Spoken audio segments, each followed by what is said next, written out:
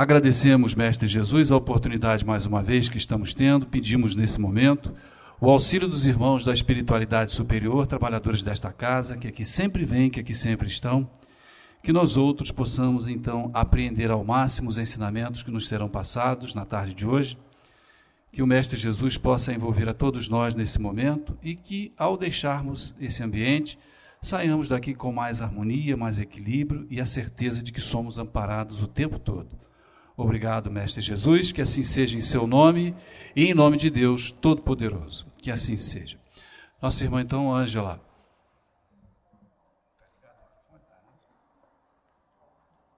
Muito boa tarde a todos. É com alegria que mais uma vez aqui nos encontramos.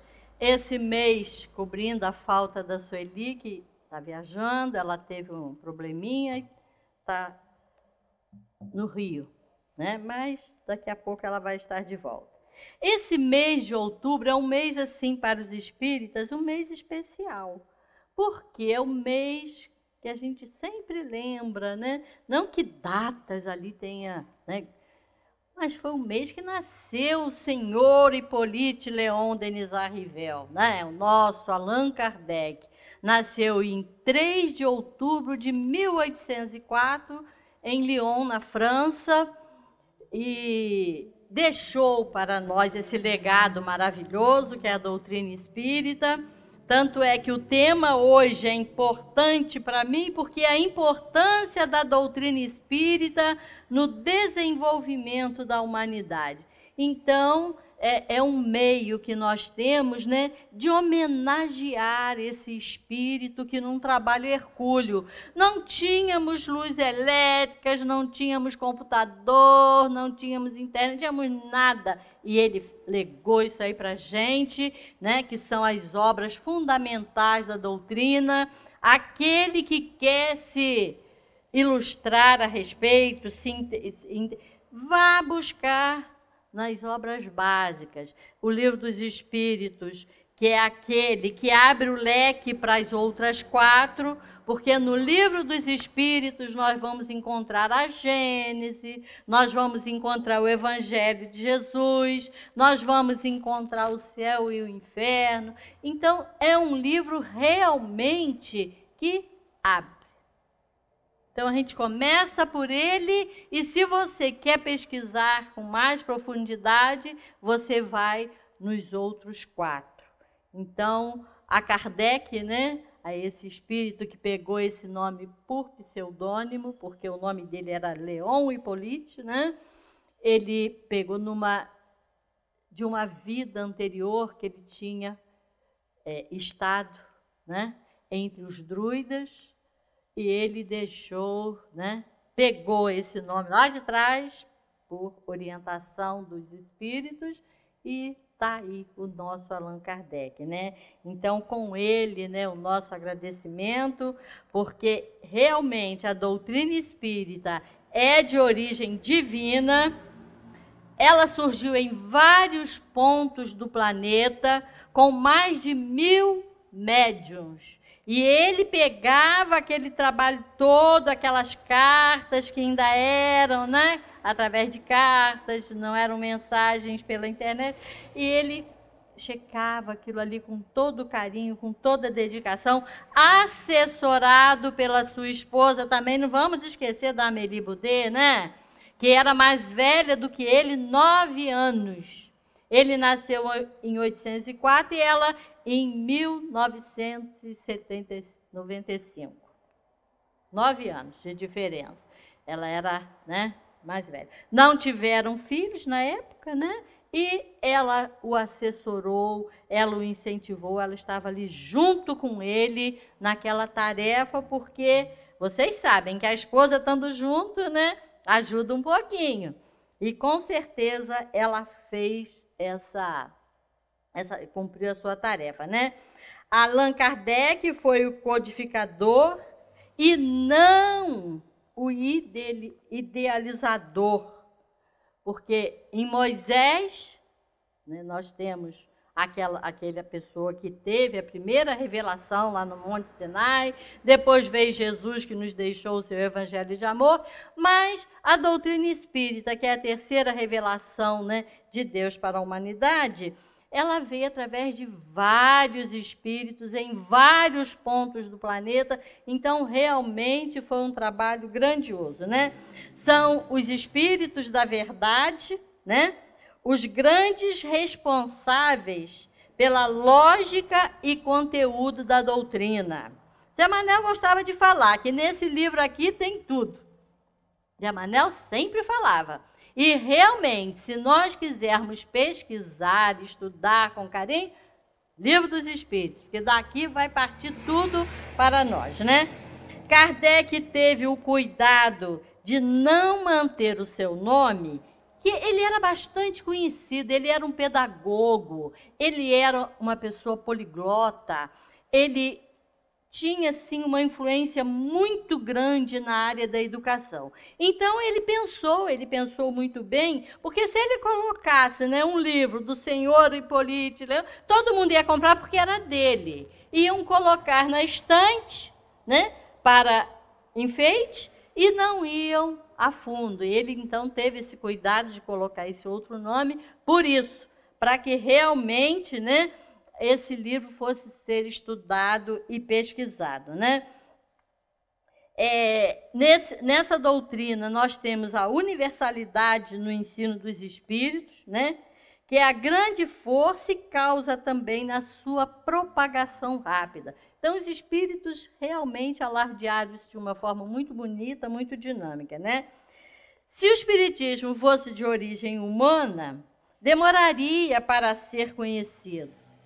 Séculos, talvez, para ser divulgada. Então, a gente vê, né, que essa doutrina realmente deixou marcas no planeta, e quanto mais nós nos empenharmos em divulgá-la como? Apenas através da fala? Não. Através dos nossos atos, através da nossa vida.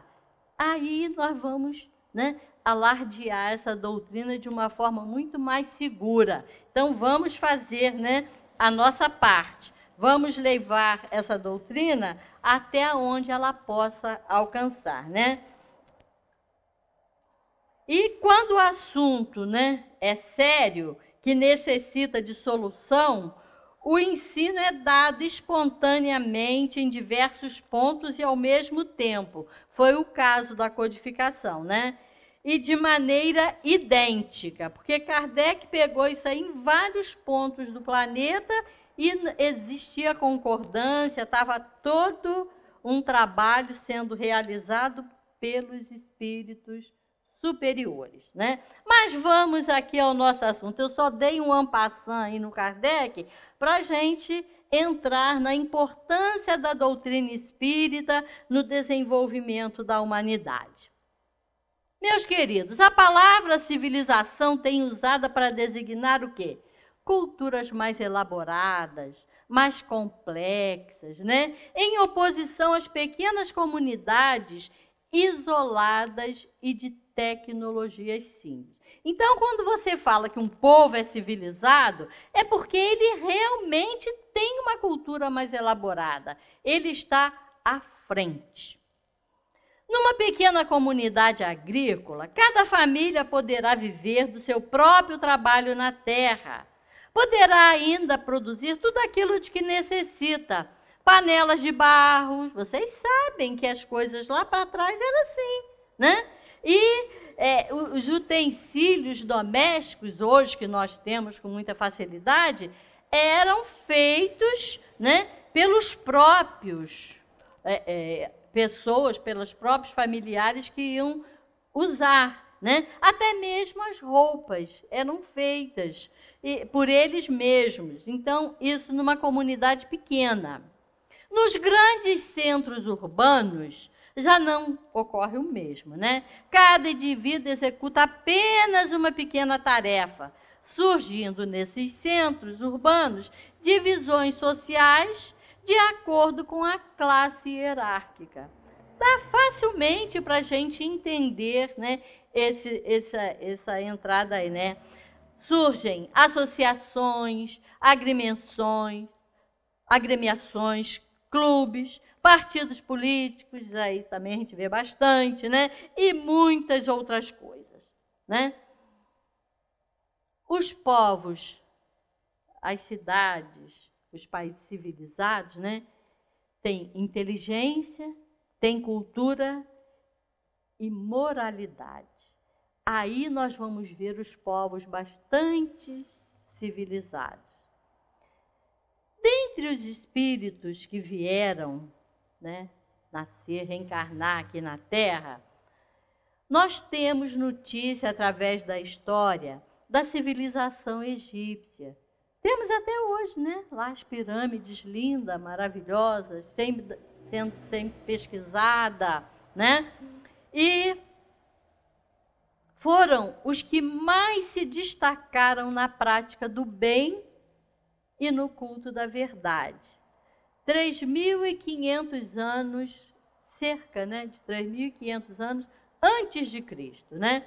Foi uma das mais belas e adiantadas civilizações de todos os tempos, principalmente na parte material, porque, né, eles conseguiam embalsamar corpos lá atrás, olha, 3.500 anos antes de Cristo, é muito tempo, né? Então, eles tinham, assim, uma inteligência realmente avançada e tinham meios, né, de trazer esses conhecimentos e deixar aqui na Terra, porque eles tinham vindo de outros planetas mais evoluídos, mas por questões morais eles tiveram que reencarnar num planeta que ainda estava crescendo, que ainda estava melhorando, né?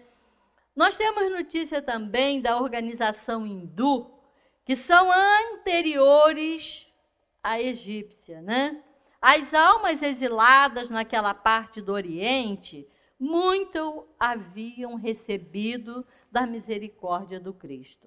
Foram essas almas as primeiras vozes da filosofia e da religião no mundo terrestre. Então, se a gente estudar hoje a organização hindu lá de trás, nós vamos ver também que eles eram bastante moralizados, bastante inteligentes. Foram essas almas as primeiras vozes da filosofia e da religião no mundo terrestre. Foram daí, mais tarde, da onde saíram personalidades notáveis, que nós temos notícias, que foi o Abraão, o patriarca do povo hebreu, né? E Moisés, que recebeu lá no Monte Sinai os 10 mandamentos e que deixou esse legado aí para a humanidade, né? Hoje, na Somália, o povo vive indiferente à dor e à fome. Olha só que diferença. Onde nós tínhamos a organização hindu, né, que marcou uma época, hoje campeia lá na Somália a dor e a fome. Bom, o objetivo da Terra é o progresso. Nós sabemos que a Terra, lá para trás, né, das mais remotas épocas, a espiritualidade tem tido muito cuidado em nos impulsionar para o bem. Está sempre mandando recado. Primeiro foram os profetas, depois veio Moisés com a primeira revelação, que se nós vivenciarmos os 10 mandamentos hoje, estamos com o nosso problema resolvido. Depois veio Jesus com a segunda revelação, todo amor, toda indulgência, toda misericórdia, né? E deixou isso aí, e agora nós temos a doutrina espírita, né? Que está aí também marcando a sua época. Bom, a espiritualidade veio para nos impulsionar para o bem. Mas, gente, o que é o bem? É ser bom. Mas o que é ser bom? Já pararam para pensar? Ser bom é praticar o bem. Dá a impressão que a gente está num círculo, né? Olha só como é simples. É simples praticar o bem. e ser bom. Bem, vamos ver o que é o bem. Bem é qualidade atribuída a ações e a obras humanas, a qual lhes confere um caráter moral. O que é moral? Moral é um conjunto de regras de conduta consideradas como válidas, quer de modo absoluto para qualquer tempo ou lugar, quer para grupo ou pessoa determinada. Então vamos ver o bem no sentido relativo. Seria a vontade do homem expressa nas regras de instituir de caráter transitório e circunscrito. Bem, no sentido absoluto, seria a vontade de Deus, contida nas regras de caráter imutável e universal. Então, se a gente quer realmente ser bom, temos que praticar o bem. Qual seria a vontade de Deus para nós? Aceitarmos Jesus como mestre divino, mensageiro, aquele que nos trouxe mensagens dos desígnios de Deus. Então, Jesus foi o espírito mais evoluído que reencarnou, que nasceu aqui na Terra para deixar esse legado de amor e que só nos encaminha para o bem, né? O bem está na mensagem deixada por Jesus, contida no capítulo 7, versículos 12, é de Mateus. Está lá fora, deixa ela lá. Ela está lá fora, tá? Chama lá, Magui.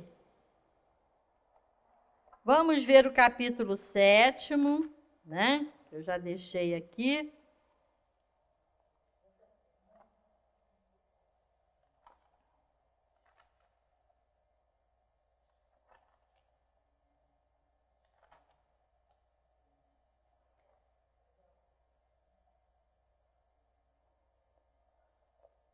Olha só.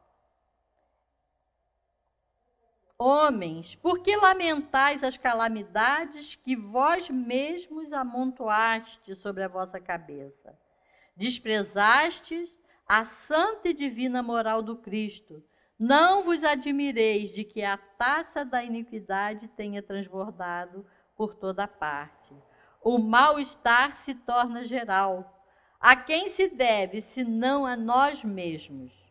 Que incessantemente procurais aniquilar-vos uns aos outros. Não podeis ser felizes sem mútua benevolência, e como poderá esta existir juntamente com o orgulho? O orgulho, eis a fonte de todos os vossos males. Dedicai-vos, pois, à tarefa de destruí-lo, se não quiserdes perpetuar as suas funestas consequências. Um só meio tendes para isso, mas infalível. Tomai a lei do Cristo por regra invariável de vossa conduta.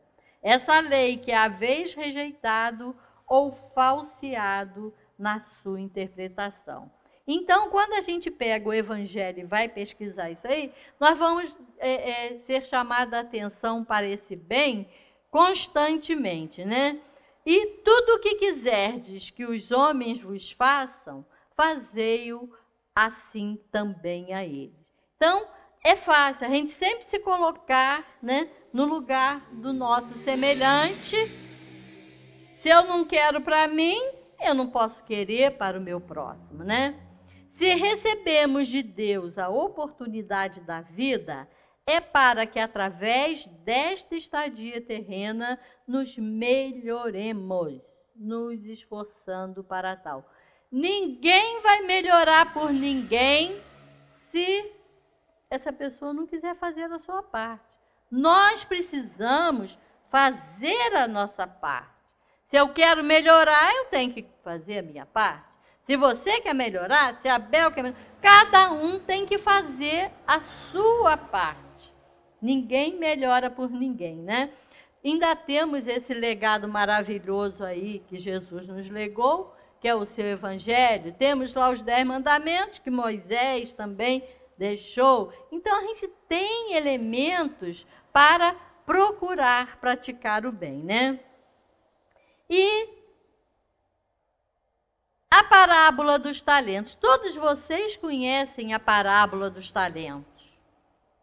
Ela nos traz valioso ensinamento. Olha só, parábola dos talentos. Vocês conhecem. Mas vamos lá, né? Depois eu vou mostrar para vocês a forma como os espíritos amigos, como Humberto de Campos, nos ensina. Vamos lá. Isso está no capítulo 16 do Evangelho. Porque assim é como o homem que, a ausentar-se para longe, chamou os seus servos e lhes entregou os seus bens. E deu a um 5 talentos, a outro 2, e ao outro deu 1. A cada um segundo a sua capacidade, e partiu logo. Os que receberam, pois, 5 talentos, foi-se e entrou a negociar com eles, e ganhou outros 5. Da mesma sorte, o que recebera 2, ganhou outros 2. Quer dizer, eles multiplicaram os talentos, né? Mas o que havia recebido 1, indo-se com ele, cavou na terra e escondeu ali o dinheiro do seu senhor. E passando muito tempo, veio o senhor daqueles servos e chamou-os à conta. Ele entregou, mas depois veio cobrar, né? E chegando-se a ele o que havia recebido os 5 talentos, apresentou-lhes outros 5, dizendo: Senhor, tu me entregaste 5 talentos. Eis aqui tem outros 5, mais que lucrei. Seu senhor lhe disse: Muito bem, servo bom e fiel, já que fostes fiel nas coisas pequenas, dar-te-ei a intendência nas grandes. Entra no gozo do seu senhor. Da mesma sorte apresentou-se também o que havia recebido 2 talentos, e disse: Senhor, tu me entregastes 2 talentos, e eis aqui tem outros 2 que ganhei com eles. Seu senhor lhe disse: Bem está, servo bom e fiel, já que fostes fiel nas coisas pequenas, dar-te-ei a intendência das grandes. Entra no gozo do teu senhor.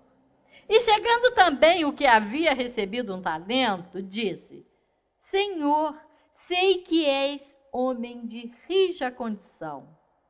Cegas onde não semeaste. Sei e recolhes onde não espalhaste. E temendo me fui, e escondi o teu talento na terra.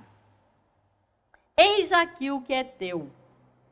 E respondendo seu senhor, lhe disse: Servo mau e preguiçoso, sabias que cego onde não semeei, e que recolho onde não tenho espalhado. Devias logo dar o meu dinheiro aos banqueiros. E vindo eu, teria recebido certamente com juros o que era meu. Tirai-lhe, pois, o talento e dai-o ao que tem 10 talentos, porque a todo o que tem, dar-se-lhe-á, e terá em abundância. E ao que não tem, tirar-lhe-se-á até o que parece que tem. E ao servo inútil, lançai-o nas trevas exteriores. Ali haverá choro e ranger de dentes. Olha só, vamos ver o que Humberto de Campos nos mostra aqui. O primeiro recebeu dinheiro na visão do Humberto de Campos, né? Dinheiro, poder, conforto, habilidade. Desses 5 talentos, ele fez o quê? Do dinheiro, ele gerou trabalho. Do poder, ele trouxe o progresso. Do conforto, ele fez amizade. Da habilidade, ele trouxe esperança. E do prestígio, ele teve a gratidão. Então, olha que parafraseando, né, com Humberto de Campos, realmente, se você recebe de Deus dinheiro, poder, conforto, habilidade e prestígio, você tem condições de gerar trabalho, fornecer progresso para as pessoas, ter amizade com as pessoas, esperança e gratidão. Agora, se você esconder esse dinheiro, esse poder, tá ruim, né? Então, ele aí, no caso, criou novas visões de vida. O segundo recebeu inteligência e autoridade. O que ele gerou com a inteligência e com a autoridade? Ele gerou cultura e oportunidade. Então, a pessoa que recebe essa beleza aí, né? Inteligência e autoridade, pode realmente gerar cultura e oportunidades. E no terceiro recebeu apenas a doutrina espírita. Ah, coitado, né? Vocês acham isso? Com a doutrina espírita, ele... Meu Deus, quanta coisa, né? Quem recebe a doutrina espírita tem condições de levar aos corações desses outros que tinham dinheiro, poder, conforto, habilidade e prestígio. Então, realmente, quem recebe, né, o conhecimento espírita alcança ver muito mais além. Porque a gente sai dos limites da matéria. Nós conseguimos ver lá longe. Porque a gente sabe que nós estamos aqui na terra de passagem. Nós não temos dúvida que vamos deixar esse corpinho. Então, o que nós temos que fazer com essa doutrina de renovação? Alardear para todas as pessoas que nos cercam, seja através do trabalho, do progresso, da amizade, da esperança, da gratidão, não importa em qual talento aqui a gente queira abraçar, né? Mostrar. Então, se você tem um meio de trabalho, você pode alardear a doutrina espírita através do seu exemplo. Você pode alavancar, levar progresso para as pessoas, criar amizades, porque nós sabemos que todos nós estamos aqui, nós somos iguais. Nós fomos criados simples e ignorantes. Nós não fomos criados com sabedoria, não, nós fomos criados lá atrás. E é importante, né, que a gente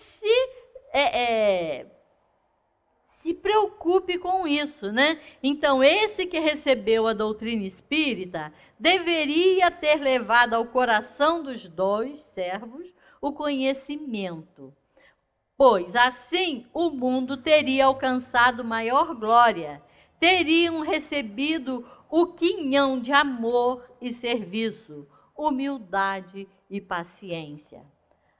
Para os ignorantes do dever, a justiça chega pelo alvará da misericórdia. Então, a gente tem que estar realmente em alerta com relação a isso. Mas para as criaturas conscientes das próprias obrigações, a misericórdia chega pelo cárcere da justiça.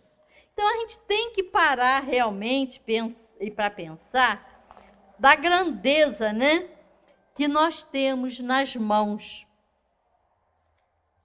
A doutrina espírita está aí para a gente tirar proveito dela, procurando o nosso crescimento, né? Porque se a gente não fizer isso, vamos lá. Tanto que devemos ver o centro espírita como meio de cultivarmos o autoaperfeiçoamento através do trabalho em equipe, um ajudando o outro. Temos o dever de ajudar os nossos irmãos e estaremos nos ajudando. Aquele que ajuda, ele se sente tão reconfortado, tão bem, que ele sai melhor do que quando começou a ajudar, né? Todos estamos a caminho da perfeição, como nos ensinou Jesus, né? Sede perfeitos, como o vosso Pai Celestial é perfeito. Eu trouxe um caso aqui para vocês, que é muito importante, eu quero que vocês prestem bastante atenção, porque nós precisamos investir em nós mesmos. Vocês já observaram? Não existe outro Lúcio, Mauro, Eliane, não existe outro Abel. Nós somos únicos. Não existe outro igual a nós. Não estou falando de identidade física, não. Eu estou falando, né, que só existe um, somente um de você. Seu rosto, seus traços, sua voz, seu estilo, suas características e peculiaridades, sua capacidade, seu sorriso, seu andar, seu aperto de mão, sua maneira de expressar-se, seu ponto de vista. Tudo que se refere a você se encontra num único indivíduo, desde que o primeiro homem passou a existir, você. Como é que isso faz você se sentir? Já pararam para pensar? Como que vocês se sentem em saber que são únicos? Ah, nós vamos ficar eufóricos, nós vamos ficar felizes. Podemos cavar tão profundamente na história, nos arquivos mais antigos, empoeirados, do Homo sapiens, e você não vai encontrar outro como você é. E isso, a propósito, não aconteceu simplesmente. Isso não aconteceu por acaso. Isso foi planejado. Por quem? Por Deus, né? Essa inteligência suprema, causa primária de todas as coisas, né? Então, ele desenhou você para ser uma pessoa única, distinta, significativa, diferente dos demais indivíduos na face da Terra, através da vasta expansão do tempo. Em seu caso, como no caso de qualquer outro ser humano, o molde... O que aconteceu com o nosso molde? Ele foi quebrado, ele foi destruído, para que nunca mais fosse usado de novo, uma vez que você entrou no fluxo da humanidade. Do momento que você foi criado, não tem mais aquela forma. Ela foi destruída e cabe a você, cabe a mim, cabe a cada um de nós fazermos a nossa parte. Nós precisamos dar uma balançada, dar uma movimentada. Como que nós somos importantes na criação de Deus. Não existe outro igual a ninguém aqui. É o sorriso, é o gesto, é o jeito de cada um. Cada um tem o seu jeito de ser. Cada um está evoluindo na sua marcha. Não temos que correr, nós temos que procurar nos interiorizarmos e sentirmos a grandeza disso aí. Não existe ninguém igual a você. Você é peça única. Então, cabe a você valorizar isso aí, porque nós fomos criados para a perfeição. Deus nos deu essa grande oportunidade de sermos nós mesmos. Então, a gente tem que investir em nós. É necessário que a gente invista em nós. Como que eu vou investir em mim? Como que eu vou investir em mim? Então, tem várias maneiras. Uns estudando, pesquisando, analisando, outros trabalhando, conseguindo fazer alguma coisa. Mas é importante também, olhando para isso, né, de um modo bastante positivo, veremos como é fácil obter vantagens aqui na Terra sobre os nossos concorrentes. Como? Nós precisamos ler mais, sermos mais amigos, sermos mais fraternos, sermos mais companheiros, aí nós vamos vencendo. Aqui nesse caso que eu estou vendo aqui, está comentando que uma pessoa pode ler, né, 16 livros por ano. Faça um esforço e leia um por ano. Não precisa 16, não. A pessoa mais competente aqui lê 16 livros por ano. Mais de um livro por mês. Nós temos 12 meses. Olha só, não é brincadeira, não. Você, às vezes, pega um livro para ler e aquilo ali, né? É importante a leitura. Porque a leitura vai nos trazer conhecimento, vai nos abrir o entendimento e a gente vai começar. É importante, pelo menos, você investindo em você, você lê pelo menos 5 horas por semana ou por mês, não importa. O importante é ler, buscar os conhecimentos, porque realmente são espíritos que vêm aqui na Terra para trazer para nós aquilo que eles já adquiriram em outras vidas. Eles têm conhecimento, eles têm condições, e realmente a gente tem que fazer isso, né? Nós temos que fazer, né, esse investimento em nós mesmos, através da leitura, né? Leia pelo menos, aqui, ele está falando aqui, ó, durante 5 horas semanais. Precisa ler 1 horinha por dia, né? Você também pode ouvir programas gravados, temos aqui os programas da rádio, né? E outros programas mais, né, que também vão nos trazer conhecimento, informações, né? Podemos assistir vídeos educacionais e, embora seu televisor e seu videocassete possam levar um susto, eles não serão danificados por essas fitas, né? Existe também a opção de participar de seminários, workshops e cursos. Então, a gente realmente tem que fazer um exame. O que é que eu estou fazendo da minha vida? Né? Faça um exame de consciência e veja qual foi a última vez que você tirou de seu orçamento um tempo livre para esse do seu orçamento aqui, não é só dinheiro, não é tempo, tá? E investiu na sua própria formação, aperfeiçoamento e ao seu desenvolvimento. Pergunte a si próprio, né? Tenho investido bastante em mim mesmo? Acredito que vale a pena investir em mim? Tenho me aperfeiçoado profissionalmente, por minha própria conta? Busco constantemente este aperfeiçoamento ou estou acomodado? Invista em você, porque vai valer a pena. Nós estamos aqui para crescermos, para progredirmos, e nós não podemos mais marcar passos, né?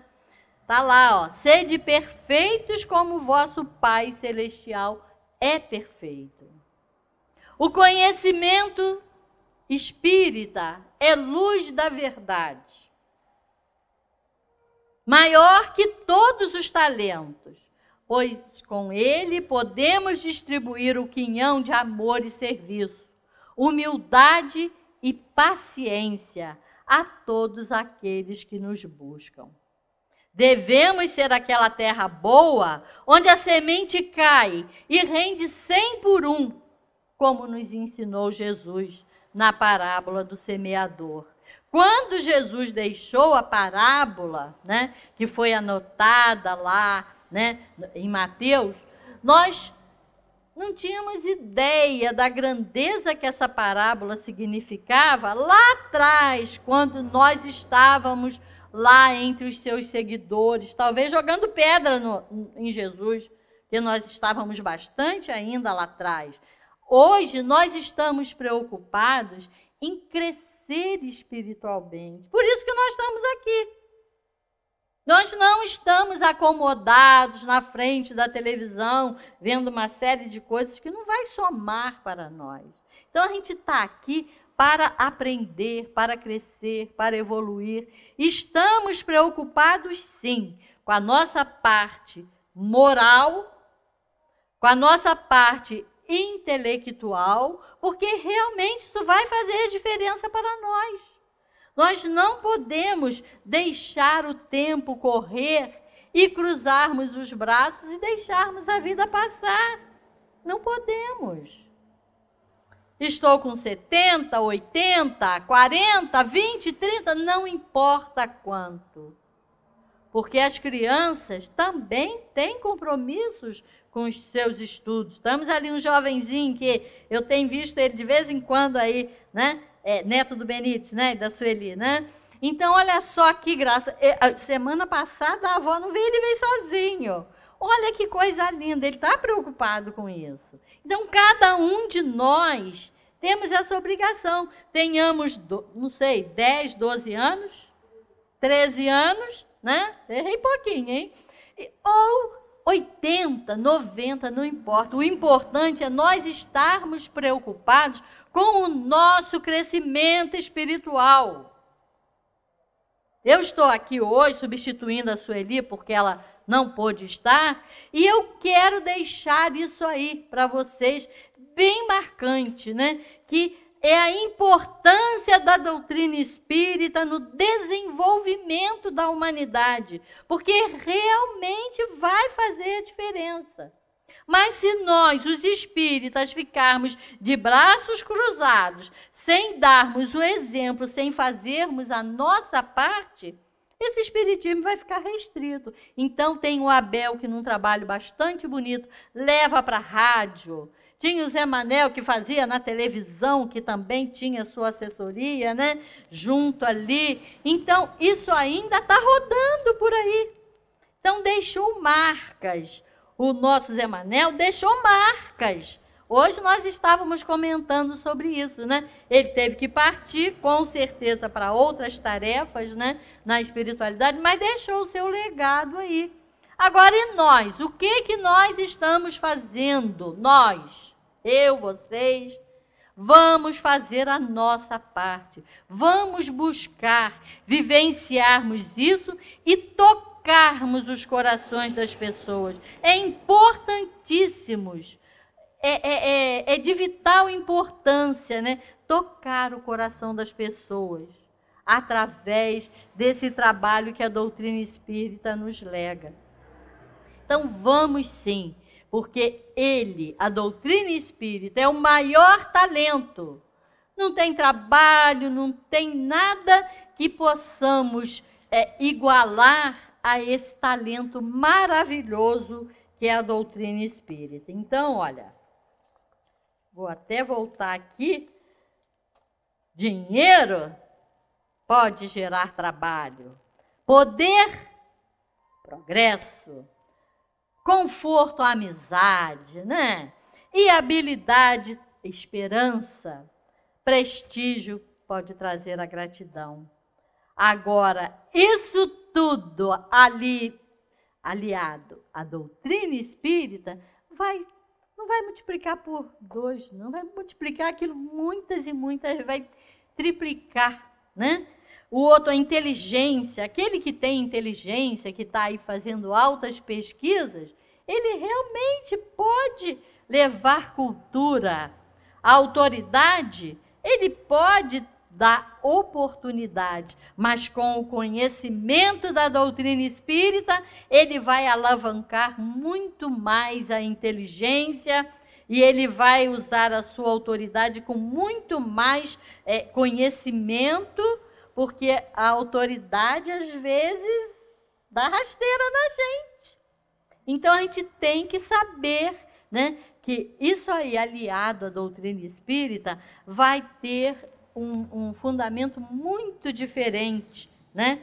Com certeza, essa parábola dos talentos aqui, que foi comentada, né, por Humberto de Campos, realmente ela é importante e traz para nós, né, de grande valia. Então vamos, meus queridos, procurarmos sermos aquele ponto de apoio da espiritualidade aonde quer que estejamos. No lar, no trabalho, na rua, não importa onde. Vamos tocar as pessoas de uma forma diferente, através de um sorriso, mesmo debaixo das máscaras. Não importa. Os olhos também sorriem. Então, se você pode fazer isso, faça. Se você tem condições de dar trabalhos, atividades para as pessoas, faça isso, mas faça tudo que você fizer com amor, com carinho, porque realmente vai fazer diferença na vida de vocês, porque o retorno é grandioso, tá? É muito grande, então procuremos sim fazer a nossa parte, porque nós estamos aqui na Terra de passagem. Ninguém vai ficar aqui. E quando nós chegarmos na espiritualidade, nós vamos ser cobrados. Você recebeu a doutrina espírita e o que você fez com ela? Apenas guardou os livros lá na prateleira ou você divulgou isso? Você alardeou isso? Você consolou corações? Não importa o que você faça. O importante é a gente aproveitar essa nossa estadia com esse conhecimento de uma forma diferente. Eu agradeço a paciência de vocês, o carinho de vocês, né? Até uma próxima oportunidade. Vou deixar aqui para a Abel para fazer as considerações finais, né? E que vocês tenham realmente um final de terça-feira maravilhoso e um transcorrer de semana também. Muita paz.